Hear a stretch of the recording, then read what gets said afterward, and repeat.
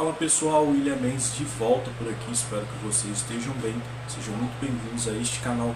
A gente fala um pouco mais sobre a nossa paixão em comum, que é o Vasco da Gama. No vídeo de hoje a gente vai falar um pouco aqui sobre a situação aí do zagueiro João Vitor, que no último jogo aí, diante do Sampaio Corrêa, saiu ali meio chateado com a torcida, se é que você entende o que eu quero dizer.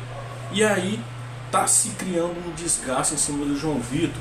Com essa situação, o Cruzeiro, apareceu como um possível interessado aí em contratar o jogador. Vocês vão entender o que está acontecendo nesse vídeo aqui.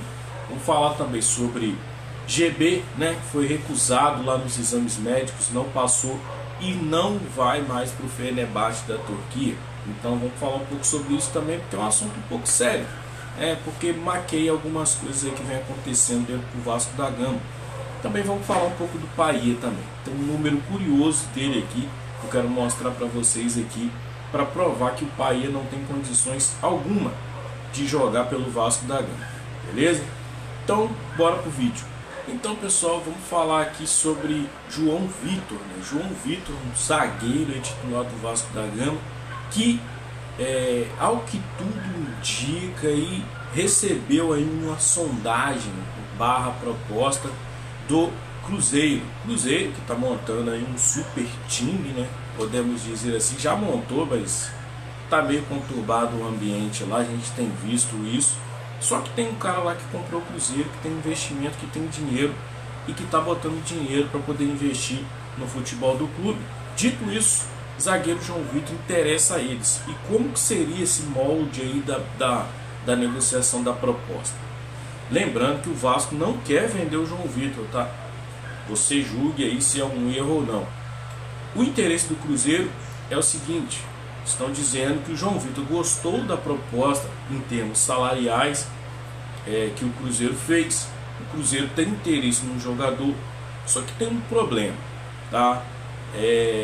O valor da negociação aí seria de quase 40 milhões de reais. E tem um porém. Qual que seria esse porém? O Vasco deve ao Benfica a situação do João Vitor. Para quem não sabe, a 777 lá atrás, ela contratou um monte de jogador à prestação. Na época, um bando de palhaço ficava aqui no YouTube falando assim: que tem contratar a prestação, todo mundo contrata a prestação. Só que contrataram a prestação e, por exemplo, o Vasco não pagou, a 777 lá não pagou. E aí estão dizendo que pagou-se uma parcela apenas do João Vitor, que está em débito aí com o Benfica. Então, o que acontece? O interesse do Cruzeiro, segundo informações aí, é pegar e assumir essa dívida, ou seja, contratar o João Vitor do Vasco pela dívida. Pagar uma merrequinha, que foi a primeira prestação, a primeira parcela que o Vasco pagou. O João Vitor tem contrato, então deve ter multa contratual. Não sabemos quanto é essa multa, não sabemos como é que é essa situação. E aí, não sei como é que funciona desse jeito aí, porque o Vasco ainda deve o Benfica, tá? A ideia do Cruzeiro era assumir essa dívida e vamos ver no que vai dar. Só que tem outra questão também: o Vasco não quer vender o João Vitor porque teme não conseguir contratar outro zagueiro a tempo de fechar a janela. Eu pergunto para você: olha só que incompetência, não conseguir contratar outro zagueiro. E outra, a atmosfera João Vitor já está gerando um desgaste ali desnecessário, porque o João Vitor não vem jogando bem, o João Vitor não vem performando e ainda está revoltado quando é criticado pela torcida. Então o João Vitor está se tornando aí um problema. A diretoria contratou o Maurício Lemos não joga, não sabemos o porquê. Sabemos quanto tempo vai ficar o Maurício Lemos aí se preparando para jogar. A gente não sabe. Em contrapartida a tudo isso, essa situação do João Vitor vai virar uma novela, tá? Escuta o que eu estou te falando. Então, só para deixar claro para você que o Cruzeiro quer, o João Vitor quer, agradou a proposta, mas o Vasco, além de ficar devendo, de estar devendo para o Benfica, o Vasco não quer liberar o jogador. tá? Porque não vai ter dinheiro para poder contratar outro jogador a tempo. Também tem a situação do GB, né, que a gente viu lá no canal Giro Vascaíno, informação de que o GB estava indo para a Turquia, no Fenerbahçe. Do Fenerbahçe seria emprestado ali para um outro time da Turquia para pegar uma rodagem, depois voltaria para o Fenerbahçe.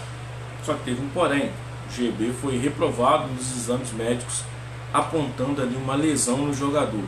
O Fenerbahçe devolveu o jogador, não quis a contratação e não avançou na contratação. Isso é um problema, por quê? Porque falaram que o garoto já estava recuperado. O GB não estava jogando, não foi falado para o torcedor, não foi passada a transparência para o torcedor de que o jogador estava fora com lesão. Nada é falado para o torcedor nesse Vasco da Gama atual aí. Então, isso é um problema, porque quantos mais podem estar com o mesmo problema e eles não falam? E a situação do Guilherme Estrela, como é que tá? Ninguém fala. E o Adson, vai voltar? Ah, vai voltar em breve, mas como é que tá a situação do Adson aí? Como é que tá a situação dos lesionados? E o DVD? Isso não é atualizado para o torcedor.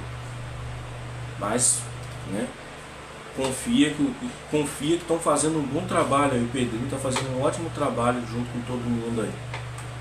Então essa situação do GB, ela pegou todos de surpresa, né? Porque primeiro, o jogador iria sair a preço de banana, não foi falado valor, foi falado nada, mas é o que a gente supõe.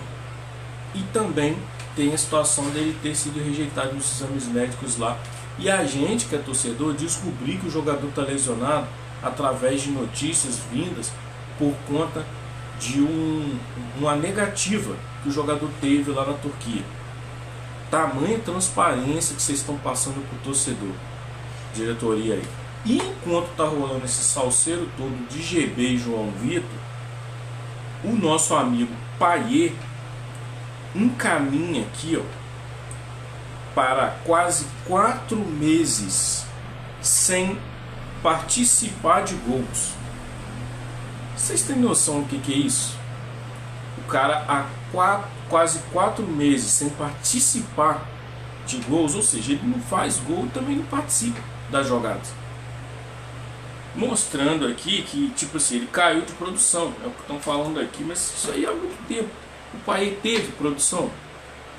Então, pra mim, o que a diretoria tem que fazer? A diretoria tem que abrir o olho e falar assim: Payet, valeu, mano, tchau.